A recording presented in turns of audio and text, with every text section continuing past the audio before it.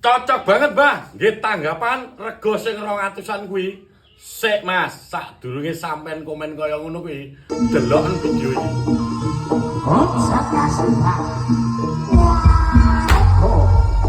Lah, sing dicoba Mas Gale iku pecut yang harganya di atas 500.000. Iki kok sampean bandingne karo pecut iki.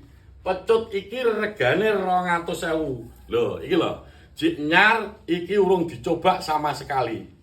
Sik nyar ya, Lur. Nah, nek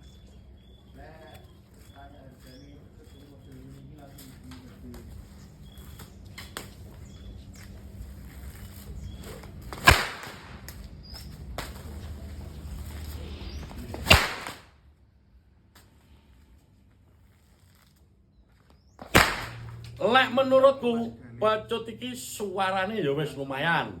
Pomo digawe tanggapan ya wis cukup layak. Cuma yang membedakan pecut iki garapane kasar. Lek masalah awete piye, Mbah? Lek masalah awet iki padha ae ya. Yang membedakan cuma finishing. Jadi kalau sampean nggak nuruti gengsi, mending jikok pecut sing kaya ngene iki digawe tanggapan.